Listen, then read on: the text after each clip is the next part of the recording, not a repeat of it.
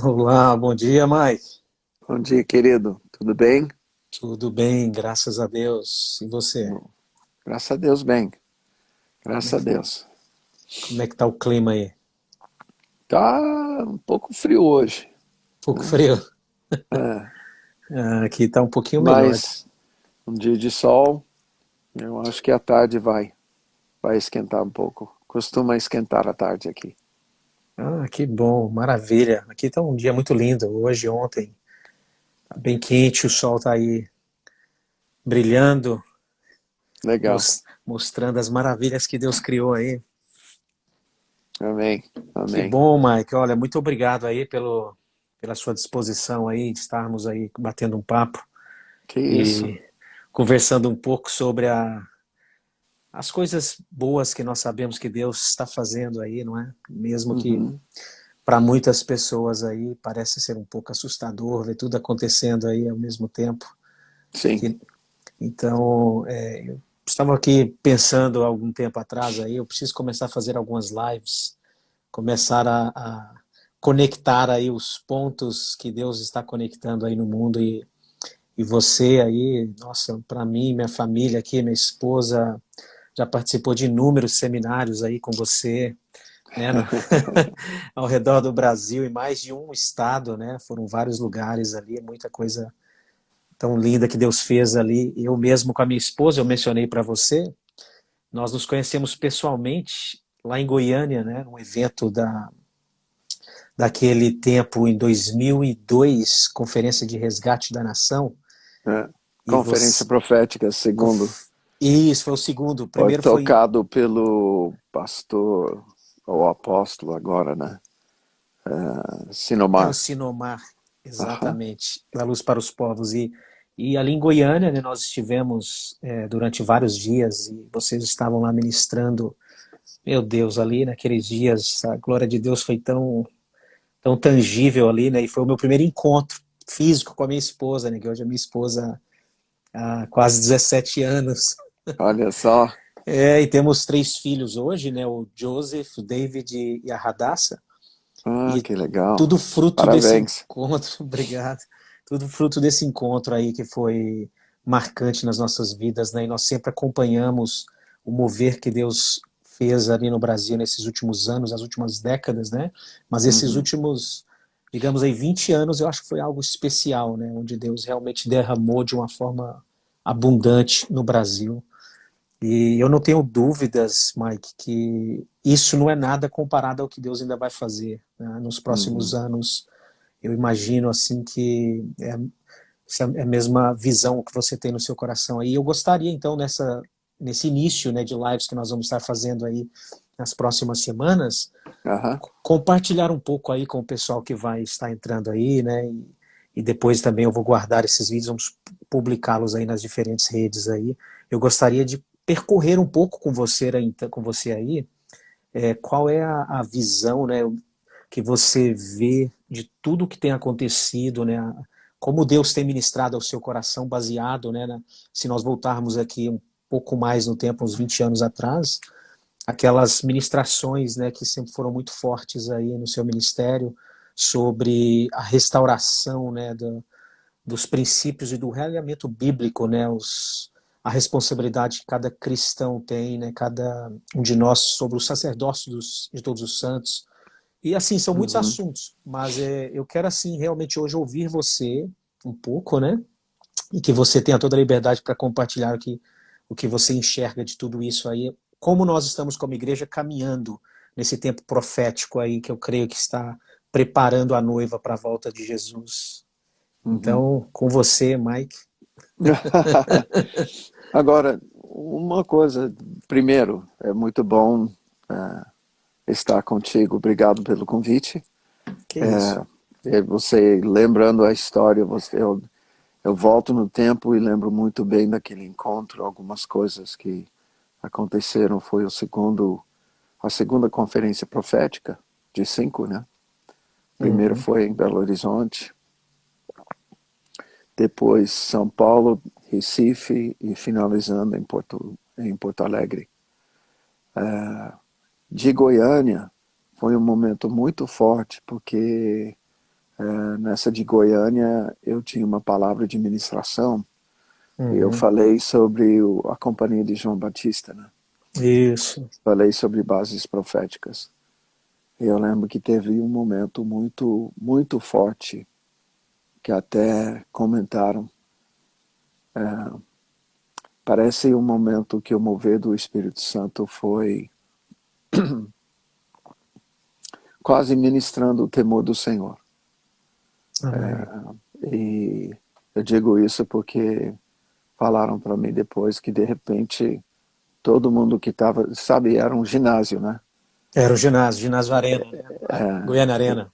Então, de repente todo mundo que estava nos corredores ali e tal, simplesmente esvaziou o corredor e entraram ali no, na área da arquibancada e também o piso, né? Que tinha Uhum. bastante gente. E foi um momento, aqueles anos foram momentos que Deus estava agindo e visitando, e especialmente para essa geração que está nos ouvindo, que não viveu aquele tempo. Eu gosto de falar que houve um período que iniciou em 98, 99, por aí, e durou até 2005, 2006, talvez mais um pouquinho aqui a colar, mas foram basicamente 6, 7 anos que o Espírito Santo estava movendo de uma forma tremenda. É. E uma das coisas que a gente, pelo menos eu, tá? Eu vou falar por mim, eu tinha muito temor, porque eu estava vendo que Deus estava agindo, porque Ele queria agir. E hoje eu entendo algumas coisas que Ele tinha me ministrado antes desse momento, algumas palavras, algumas coisas que eu vou fazer menção aqui, mas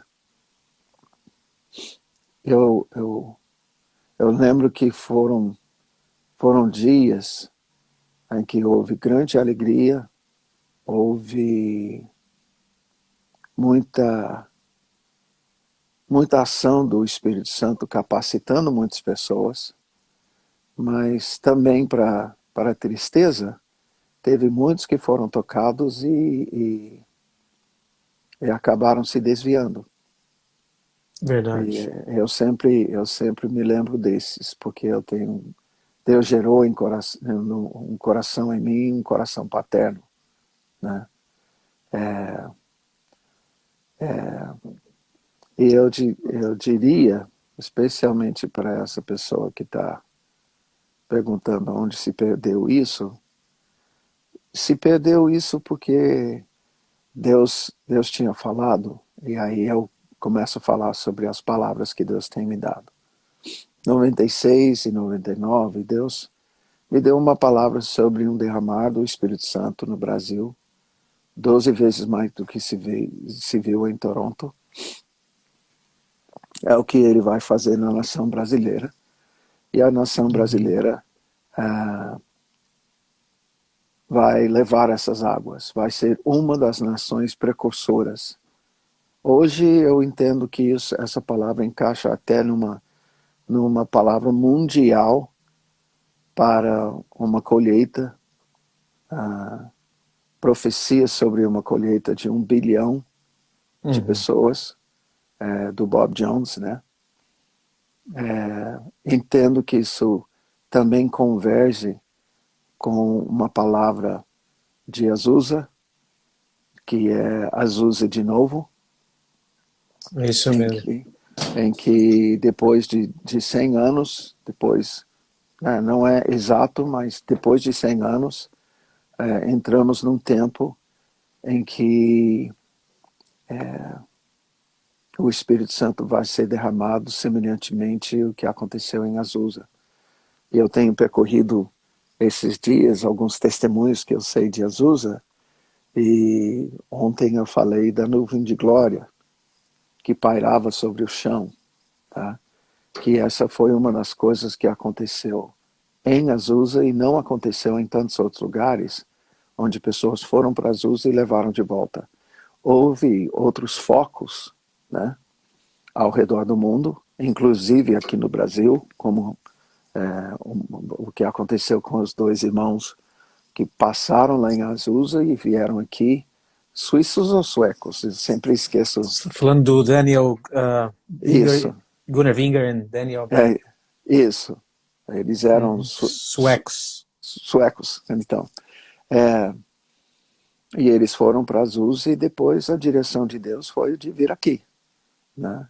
Então, trouxeram esse mover aqui, foi uma coisa tremenda. Mas hoje a gente observa que não estamos vivendo aquilo. A essência daquilo, e especialmente se alguém... Eu não quero que ninguém se ofenda com isso, por favor. Ao dizer isso, não estou acusando ninguém. Eu mesmo não estou vivendo aquilo que a gente viveu de 99 a 2005, 2006.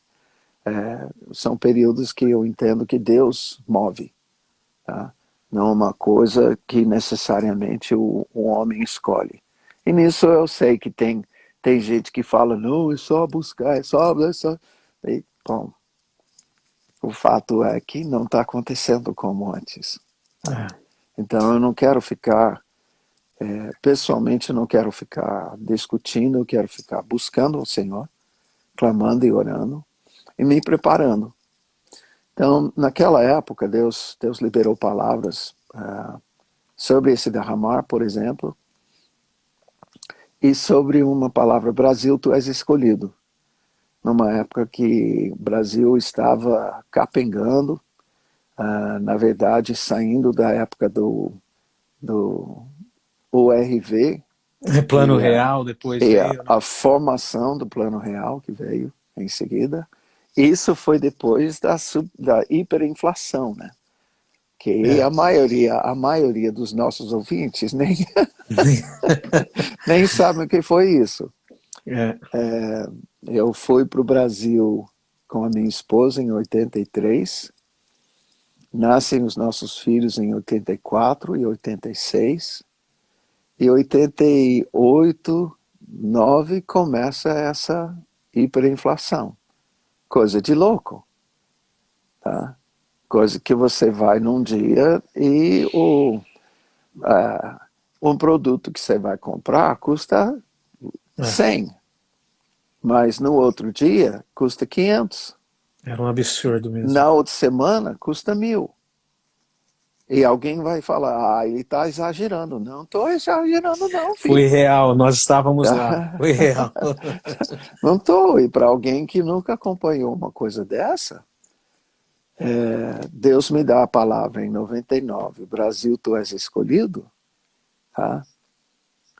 Foi todo mundo assim, ó. Eu acho que esse gringo tá pirando, né? Mas Deus falou comigo em 95 que um dia a gente teria um presidente cristão que a imagem do rei Ezequias iria chamar a igreja a se alinhar a um alinhamento no Senhor, porque mesmo em Israel, os governantes, eu acho que Deus não destruiu Israel quando pediu reis, porque ele sabia que as outras nações tinham seus reis. E ele estava muito disposto a trabalhar com a nação através de um rei, só que teria alguns padrões a seguir, né? E por isso Deus fala em Crônicas, Reis, Samuel, ele vai relatar o sucesso e a falha, né, dos reis. E o que levou a isso. Agora, isso acaba dando um padrão para nós, porque, de repente, o que a gente gosta... Eu gosto da palavra do nosso presidente hoje, né? O Estado pode ser laico, mas eu, Jair Messias Bolsonaro, sou cristão. Amém. E na verdade, ele está assumindo algo que essa laicidade que a gente fala tanto é uma coisa fantasiosa, ao meu ver. Porque no Brasil, quando isso se trata, e no mundo inteiro, quando isso se trata das trevas, a pessoa pode compartilhar a sua fé, a pessoa pode ser dirigida pela sua fé. É só quando o cristão É, ou o judeu fala sobre isso que todo mundo levanta e fala: não, não, que choca. isso? Estado é laico. Ninguém está dizendo que nós estamos querendo um pastor ou um padre para dirigir, para reger a nação, para governar a nação. Isso a nação é laico. O que nós precisamos entender? Que nós, como igreja, precisamos assumir nosso sacerdócio em Cristo, que é onde nós estamos falhando.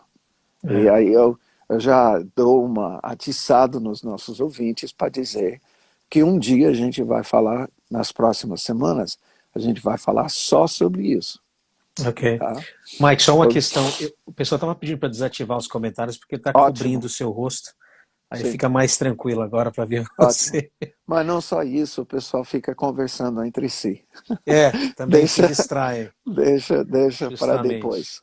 Tá ok, tá ok. Mas agradeço. E obrigado por querer me ver, viu, gente? Eu acho que é por essa razão. É, e eu tô colocando isso porque você falou dos tempos que nós estamos vivendo e tempos proféticos.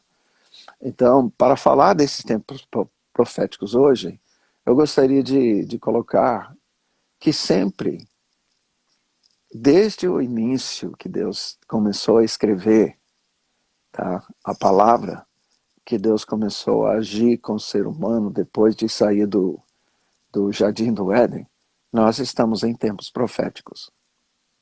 Tá? Amém. A questão é, em que tempo da profecia que estamos? Isso. Porque isso é mencionado em Atos como a restauração de todas as coisas.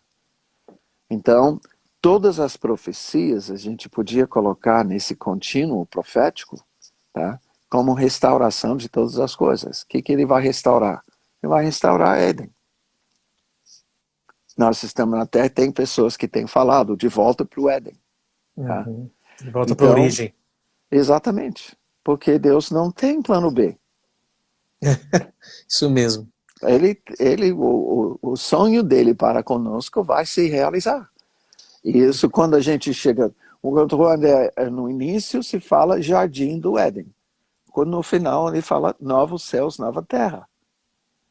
Tá? Mas é a restauração do Éden. É. Então, nós precisamos entender em que momento nós estamos nesse contínuo.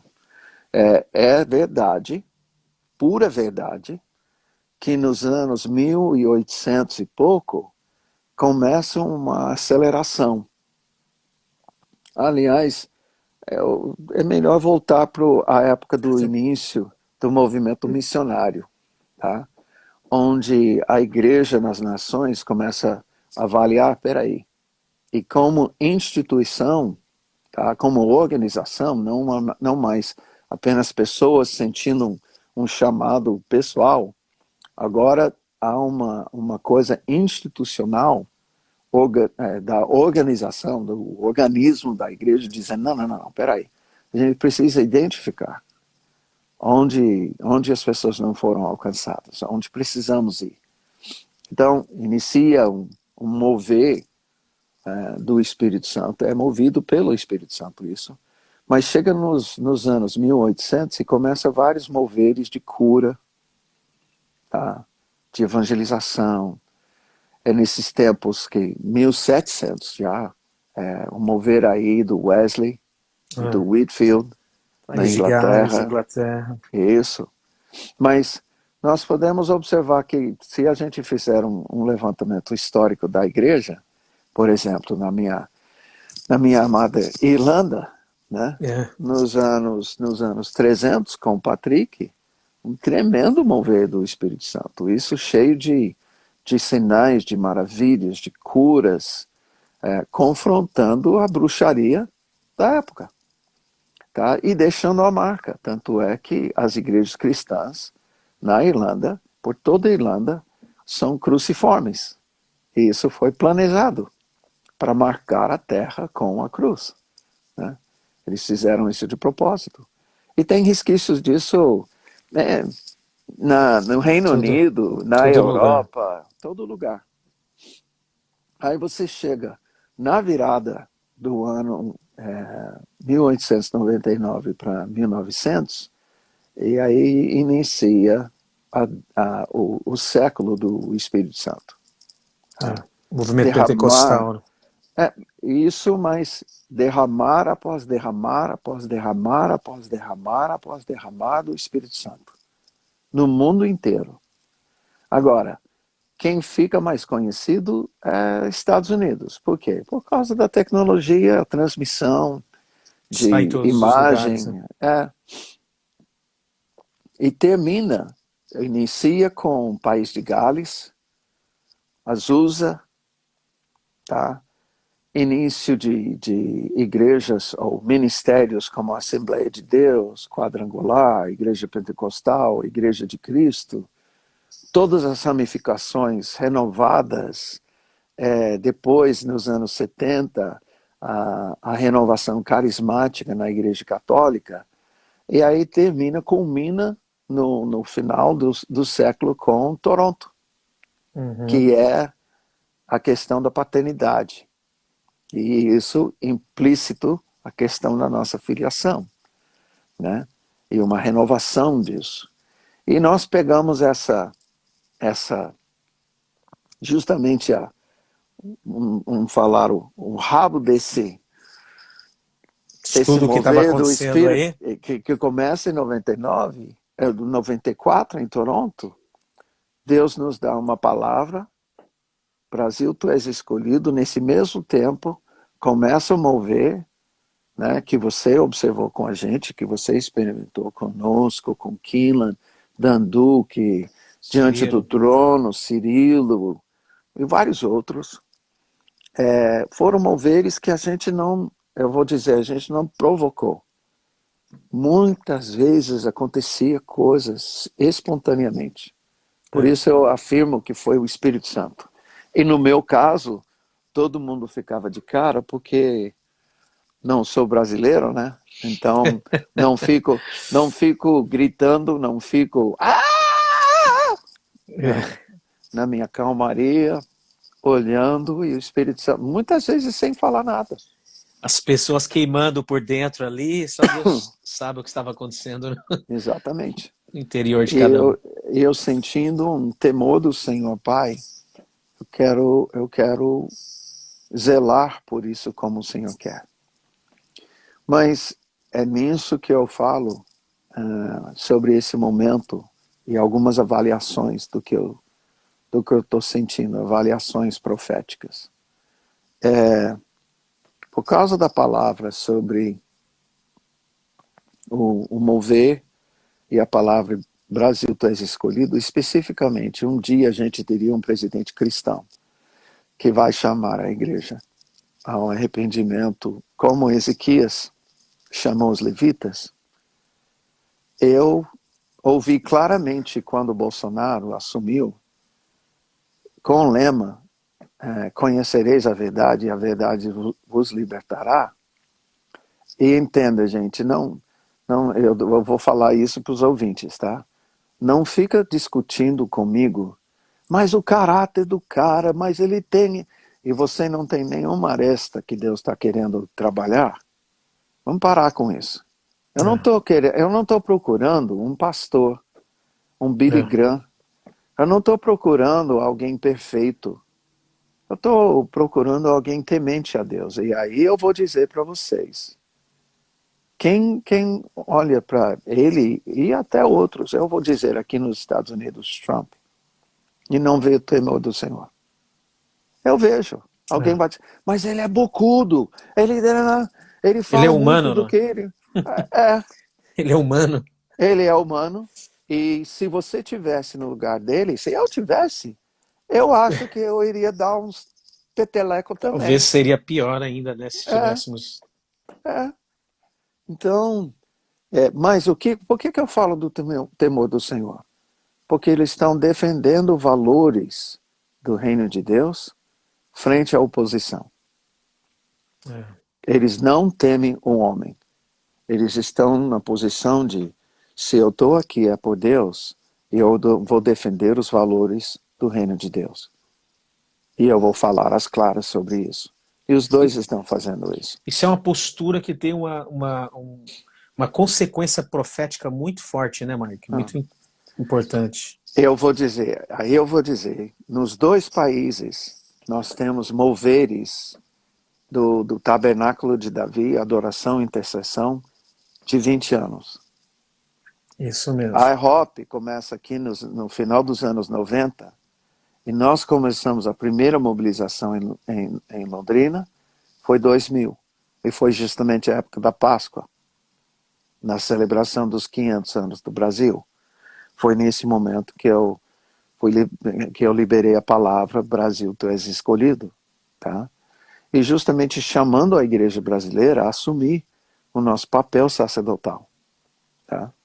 Então nós temos no Brasil, depois de décadas de moveres de intercessão, como pastor Jonathan, como tantos outros, relógios de oração, vigílias, etc, etc. Aí nós chegamos em 2000, como eu vejo, como resultado dessa busca, Deus fala, agora eu vou incluir vocês no mover de adoração e intercessão juntos. Tá? Até um certo momento é intercessão. Mas Deus diz, agora eu quero o tabernáculo de Davi, onde vai unir a adoração e intercessão. E vai intercalar, vai fluir, tá? Pelo Espírito, adoração e intercessão, movido pelo Espírito. E essa geração vai receber esse legado de intercessão, tá? Vai absorver isso e vai partir também para uma adoração. E quando a gente observa e estuda sobre a história de Israel, o tabernáculo de Moisés foi justamente a intercessão, tratando do pecado, tratando de um clamor pela misericórdia, o perdão do pecado da nação, de ano em ano, profetizando nas festas, a vinda do Cordeiro, profetizando o derramar do Espírito Santo, profetizando a habitação do Senhor em nosso meio, no tabernáculo. Então, a gente observa essas coisas e percebemos que nos anos 90 Deus começou a falar com pessoas no mundo inteiro sobre essa mobilização do tabernáculo de Davi, que foi muitos séculos depois do tabernáculo de Moisés. E é justamente no momento em que há uma preocupação de um governante que está querendo que Deus governe, porque ele observou o reinado de Saul. Uhum. Nada bom. Uhum. Nada legal. Não é isso que nós queremos. Não é é isso que eu quero. E Davi sentiu temor. Não foi um temor suficiente em uma certa hora, mas ele sentiu um temor. Ele queria o governo, a presença de Deus. E é evidente, nesse momento, quando ele está sentindo isso, a arca está fora do tabernáculo de Moisés. O tabernáculo de Moisés está vazio em relação... Cadê o Shekinah? Uhum. Cadê a presença de Deus? E nesse momento está lá na casa de Abinadab. Por quê? Porque os filisteus pegaram hemorroidas, uma praga de hemorroida, e caiu Dagon algumas vezes. Eles falaram, não, o Deus do povo de Israel não quer ficar aqui com a gente, não, ele vai matar a gente. Aí botaram para tocar. Caiu na direção de Deus, caiu os anjos guiando os bois lá do carrinho, na casa de Abinadab. E onde foi cuidado ao longo de anos e anos e anos e anos. Depois sai de lá e vai para a casa de Obed-edom. Por quê? Porque Uzia morreu quando fez errado. E aí Davi, desgostoso, Deus, o que foi? O que foi? Davi, vocês não pediram perdão ainda. Das coisas Entendendo.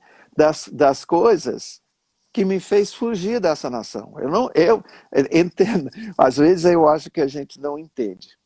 Os filisteus roubaram a arca, tá, dos judeus que tiraram a arca do tabernáculo de Moisés totalmente errado. Tá? A arca precisava ficar. Tá? Uhum. Eles levaram para a guerra como se fossem as outras nações. Vamos levar o nosso Deus para a guerra, como se ele não tivesse. Tá? Vamos levar nosso Deus. E a instrução de Deus foi: deixa. Não é para levar a arca para a guerra. Aí, filisteus roubam. Me diz uma coisa. Se Deus faz Uzia morrer na hora que ele toca, Deus não podia ter matado os filisteus? Não, eu não vou com vocês, não. Uhum. Uhum. Eu acho que a gente não para pensar sobre isso. É. Deus, ele foi de carona com os filisteus. Ele falou: Israel não está me ouvindo, então eu vou dar meu testemunho entre os filisteus. Tá? Eu vou aproveitar o momento, vou mostrar para eles quem eu sou, e aí eu volto. E voltou. Aí quando o rei Davi, por sua vez, percebe, a palavra diz que de 6 em 6 passos eles Parava e sacrificavam. sacrificava. Mas a gente não para pensar que sacrifício sem confissão de pecados não acontece em Israel. Ao sacrificar, o motivo do sacrifício É justamente isso, né? é a remissão dos pecados.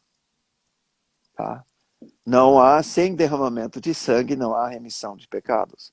Então, todo mundo sabe que na hora de sacrificar, está havendo um pedido de perdão. Aí Deus volta. E é nesse momento que inicia, quando essa arca é colocada no tabernáculo de Davi, inicia turnos de adoração 24/7, é nesse momento que começam os anos dourados da história de Israel. Os melhores anos da sua história. E as renovações acontecem como nos dias de Ezequias. Quando Ezequias chamou os levitas a voltar ao seu sacerdócio. Tá? Uau. Eu estou falando tudo isso por quê? Porque o que nós estamos vivendo é resultado de muita oração. Antes de 2000. Muita intercessão. Tá? Muita gente em vigílias, clamando. Mas aí, nos últimos 20 anos, muito clamor, vamos dizer, redobrado, com adoração e intercessão. Tá? Então, eu estou vendo o momento que nós estamos vivendo como resultado de muita busca que foi feita em cima de palavras bíblicas, tá? E eu vou usar uma palavra que não existe, tá? Ok. Parabíblicas. Parabíblicas. Ao lado, não contrária à Bíblia. Por exemplo, Rio do Leão. Eu não posso dizer que essa é uma profecia bíblica. Eu posso dizer que é algo que Deus falou comigo e hoje eu tenho pontos de referência na Bíblia e mostra como há uma convergência. A profecia de Azusa de novo não é uma profecia bíblica. Uhum. Aí que eu estou usando a palavra parabíblica. Parabíblica. Por quê? Essa palavra que vem ao lado da Bíblia é uma palavra que ajuda a gente discernir o momento no contínuo profético, do cumprimento das coisas rumo à restauração de todas as coisas. Amém. Em todo sentido. Eu sei que é uma caminhada para chegar nisso aí. Meu filho iria dizer para mim: pai, vai ao ponto, pai, vai. Mas eu acho muito importante a gente encaixar, tá, nesse contexto, porque senão às vezes a gente pensa que está acontecendo do nada essas coisas. E não é. E não é. Não é. E nós vamos agir de uma forma mais responsável e mais madura se a gente encaixar nesse contínuo. Tá? Então, o que eu estou percebendo? Eu estou percebendo que por causa dessa crise, tá? Que eu só vou chamar de crise nesse momento, que o nosso presidente, chamado por um evangelista, tá? Todo empolgado, que cedeu naquele momento o ímpeto que estava dentro da sua alma, chama a gente para um jejum, senhor presidente. Que é o nosso amado Luiz Hermínio, que ele não sabia dessa profecia. E dá licença, mas o presidente, ele não tem que ouvir Luiz Hermínio. Claro. Ele não tem nenhuma obrigação. E para mim é muito interessante, porque Luiz Hermínio, no início que eu falo da sua empolgação, né? Ele falou para o presidente chamar todo mundo para um jejum. Eu acho que ele estava lembrando de Nínive, né? De Nínive. Que tudo bem, eu não tenho. Ele falou, não, chama a gente, cristão, espírita, muçulmano, todo mundo, ateu. Desculpa. E eu não tenho nenhum problema com isso, mas eu achei interessante porque quando o senhor presidente falou, ele não chamou ninguém senão a igreja cristã. Ele como católico e a dona Michele como evangélica. E nisso, ele até fez algo muito, muito profético, sem saber. Ele estava chamando a igreja a se unir. E nós estamos vivendo hoje, por exemplo, se alguém fala para mim, Maica, o que você está percebendo profeticamente. Hoje nós temos um casal presidencial que profetiza a unidade da igreja. Se eles podem viver o casamento filial, não sei das intimidades deles, né? As coisas da sua casa, eu não tenho convivência com eles. Mas pelo que eu percebo, eles estão felizes e eles estão vivendo a vida de casal, ele continuando como católico e ela como evangélica.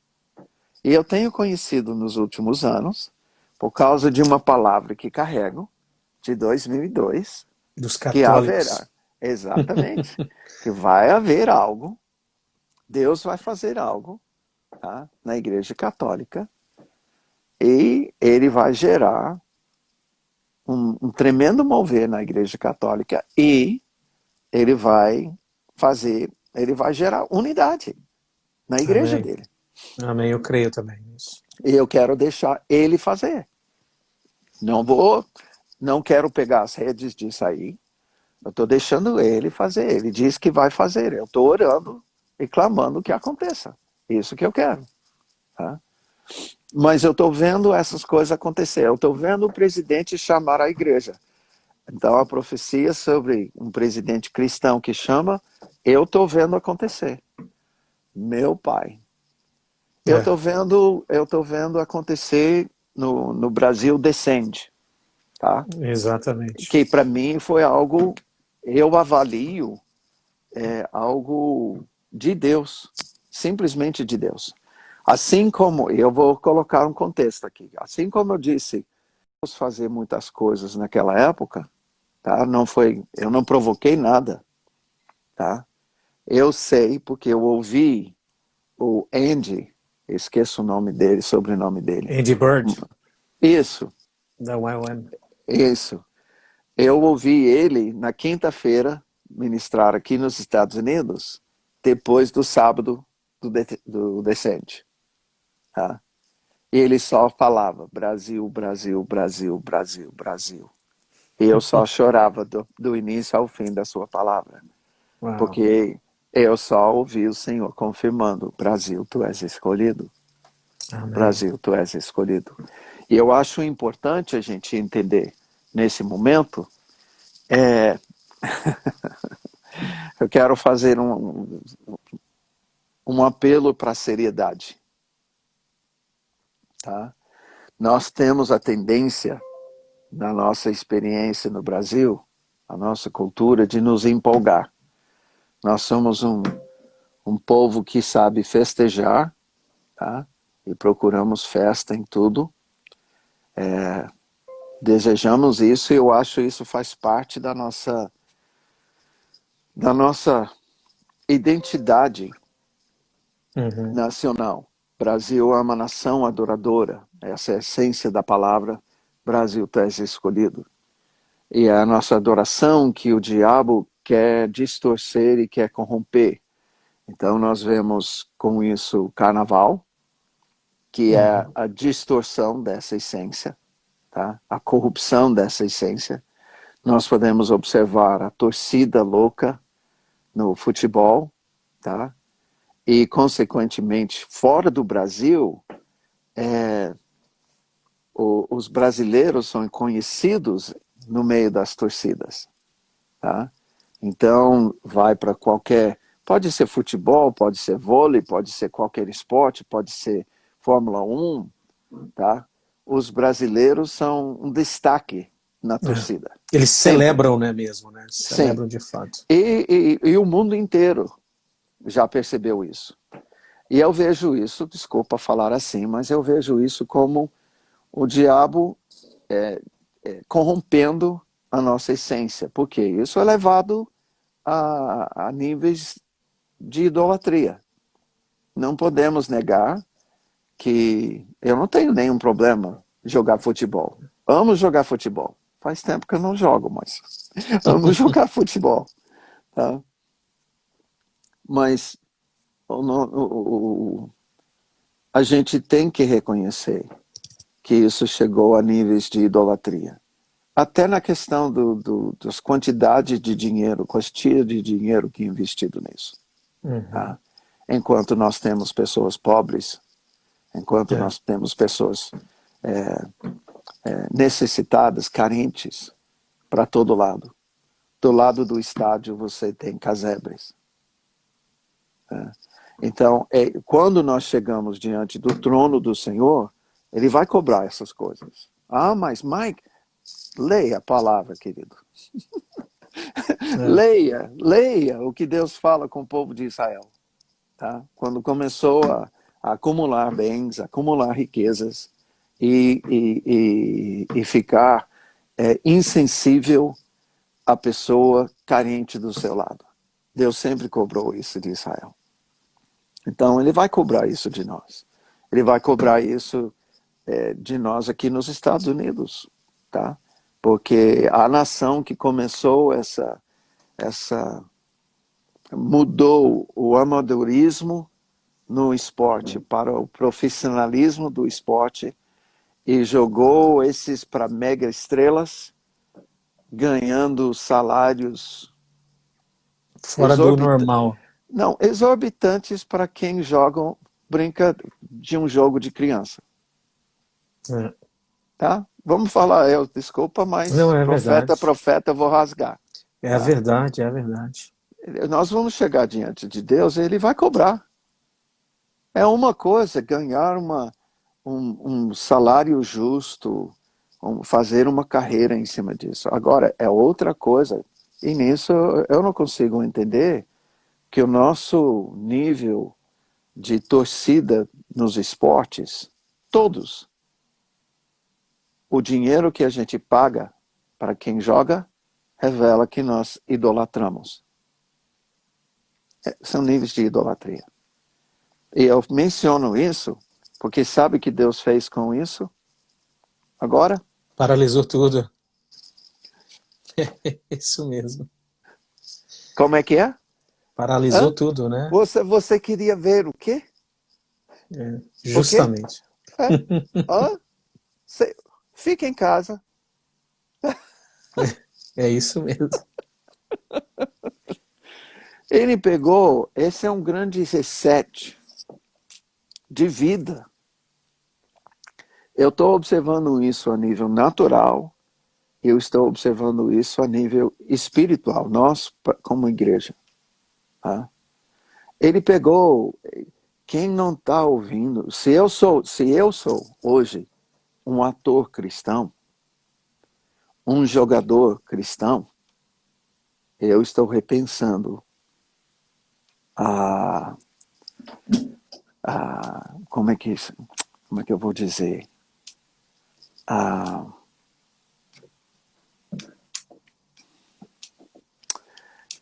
Como minha vida, meu ministério está me fugindo a palavra, que frustração. Nem em inglês, nem em português não vem à cabeça.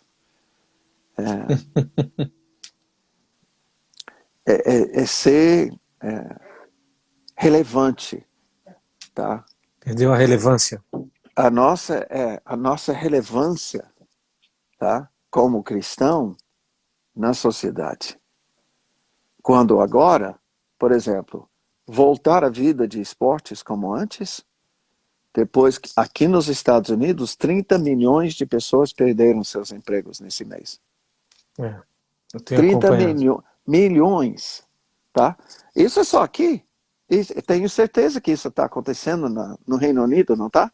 Muito, muito. Quase 5 milhões já também. No Brasil, Isso, justifica né? uma vida, tá, de esporte, gastando tudo isso quando nós temos esse quadro? É Deus absurdo. pegou, ele tá fazendo um reset.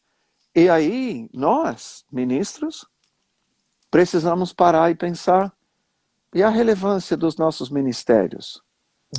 Para que Porque, serve nesse momento os porque ministérios, né? nesse momento, onde nós estamos? Por exemplo, a gente tem profissionalizado também o ministério. É Muitos isso, ministérios existem para ganhar dinheiro. E exatamente. não como não para avançar o reino.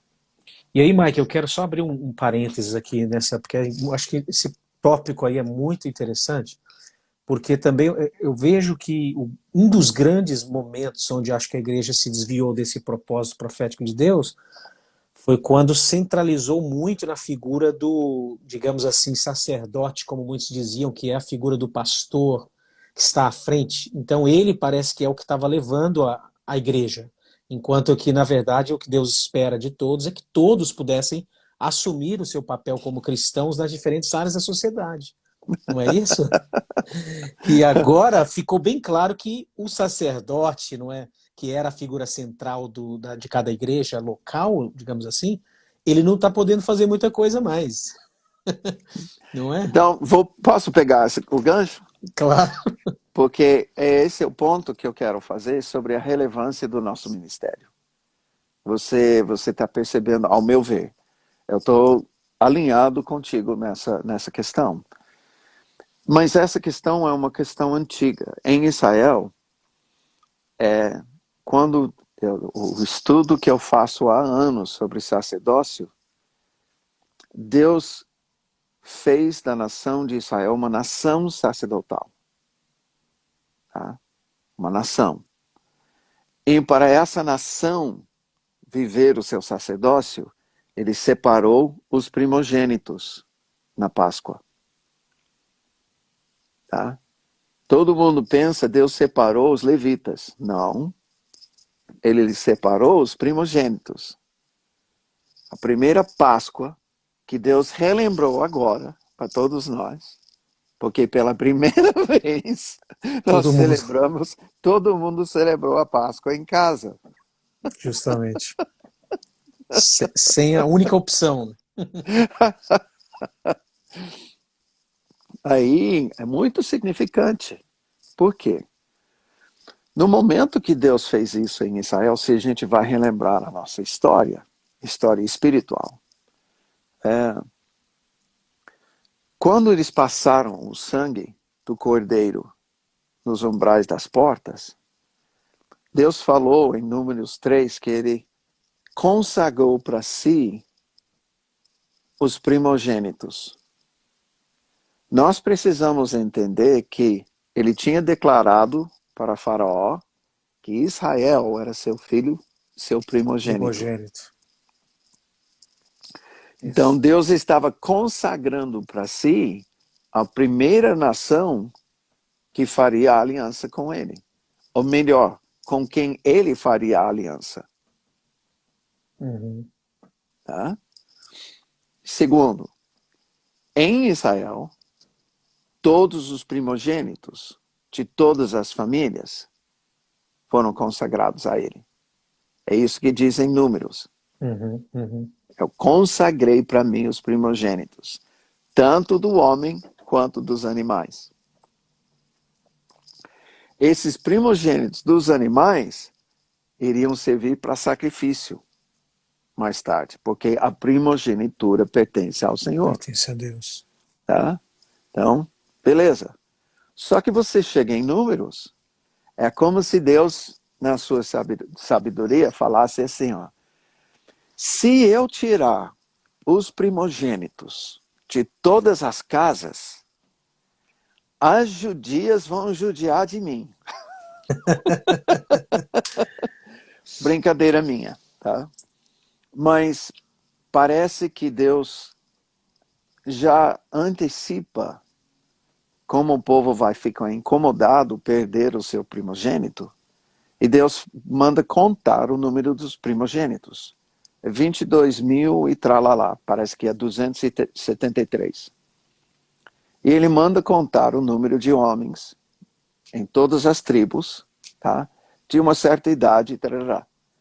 A tribo de Levi corresponde com 22 mil. E era a tribo que se aproximou mais ao número dos primogênitos. E por isso Deus escolheu e separou a tribo de Levi. Mas nós temos que parar para avaliar qual era a intenção de Deus em separar. Levi, a tribo de Levi, vai viver o sacerdócio pela nação, no lugar da nação, ou a tribo de Levi é separado como os primogênitos foram separados para ensinar todas as famílias a viver o seu sacerdócio? É.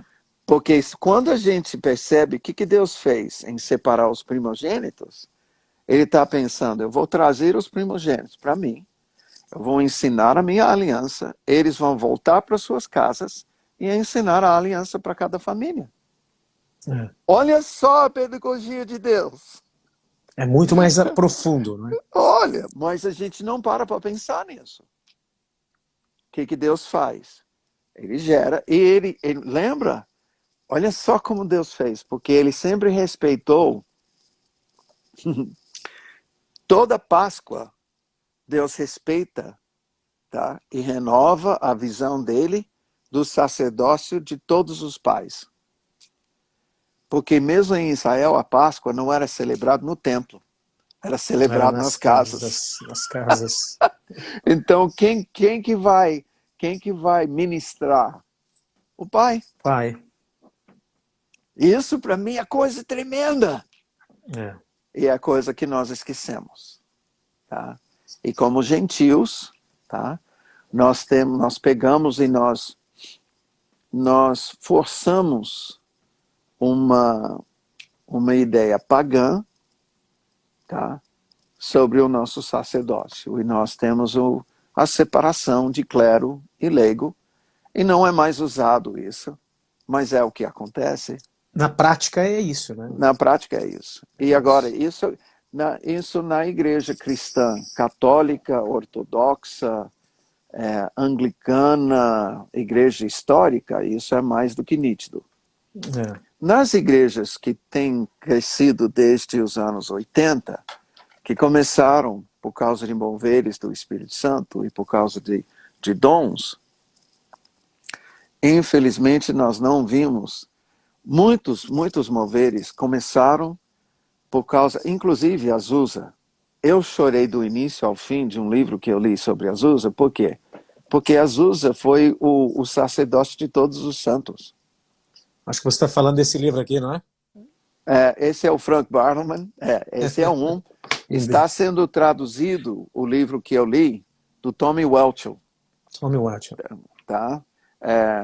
True Stories of Azusa Street Revival. Ok. Escrito com Michelle Griffith. Tá? Uhum, Posso uhum. te mandar a capa depois, mas Tá isso bom. está sendo o pessoal da revista Impacto. A família Walker, foi o John Walker que fez a tradução desse livro que você tem aí. Ah, Tá? ok. Se você abrir, você vai ver que é o John Walker. Uhum, Os uhum. filhos dele agora têm a editora, tá? Da revista Impacto. É isso mesmo. E eu apresentei esse livro do Tommy Welch para o Christopher, e eles completaram agora a tradução e estão para lançar nos próximos, provavelmente, eu espero que seja no próximo mês. Me deu a entender que vai ser isso. E esse Ah, livro, o Christopher, eu falei com ele o outro dia, ele disse que esse livro é o mais vendido deles. é mesmo. Esse do avivamento pelo Frank Parman, tá? Uhum, uhum. Mas eu acho que em pouco tempo Vai ser esse vai. outro. Ixi, esse outro, É querido, eu bom. dou meu testemunho. Eu comecei a ler, eu levei 9 horas para ler, chorando e rindo o tempo todo. Uau.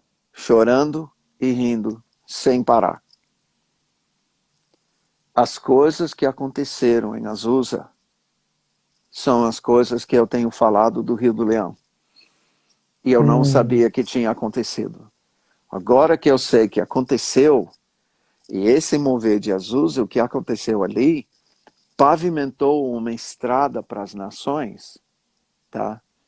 Querido, a última grande colheita, duvido que vai ser necessário 2 anos para acontecer. para alcançar o mundo inteiro. Amém. Eu Tá? creio. Não vai durar 2 anos. Tá? Se Principalmente com a nos, tecnologia disponível hoje, né, Mike? sim, não, mas eu estou falando até presencial. Porque Uhum, quando a gente fala, eu tenho um ponto de referência bíblica. Tá? uhum. É, o Éfeso, Ok. em 2 anos, deu um ensejo que todos da Ásia Menor, tanto judeus como gregos, tinham recebido o Evangelho. Nós estamos Uhum. falando de milhões de pessoas na época de Paulo, sem rádio, sem televisão. Então, quando a gente vai jogar essas coisas, tá? Ah, No, vamos dizer, na economia de tudo isso, aí eu vou dizer 2 meses. Tudo que está disponível hoje, realmente, Agora, é. você junta isso na unção do Espírito Santo, Nossa, é incrível o que Deus vai fazer. acontecendo coisas como aconteciam em Azusa. Meu pai. E por que eu estou falando isso? Tem que voltar a descende. Tá? Uhum, uhum. Só uma questão, Mike, o tempo parece que está acabando aqui, está faltando 1 minuto. Ok. Então vamos deixar esse gancho aí Isso, vamos para a semana que vem. Aí o para a povo vai, próxima. vai Eles, voltar com fome. e o pessoal que está aí, convide mais pessoas, porque eu creio que nós vamos entrar em temas muito, muito quentes aqui, Mike. Com certeza. E Deus Com vai certeza. falar de forma incrível conosco. Nós poderíamos ter estendido um pouco mais hoje, mas eu acho que dessa forma vamos estar aí esperando, ansiosos pelo que vai vir na próxima Isso. semana. Eu gostaria, mas eu tenho compromisso em seguida. Não, eu entendo. Então, tá. Tranquilo. E também, Mike, olha, semana que vem nós vamos entrar na questão aí do movimento da a conexão de Azusa com o Descende e o que Deus está preparando aí para nós. Isso aí. Amém. Mas Amém. foi muito bom falar com você e eu creio que Deus vai ministrar muito aos nossos corações aí. Amanhã a Amém. gente vai se falar novamente para o grupo que fala inglês Amém. e as pessoas que puderem entrar amanhã, quiserem aprender inglês também, ouvindo aí, fiquem à vontade. Mas amanhã nós vamos ter Ótimo. uma sessão em inglês. Mike, Deus Ótimo. abençoe, um abraço. A gente vai se Outro. falando. Obrigado a Deus todos, Deus abençoe, querido. abençoe. Que isso.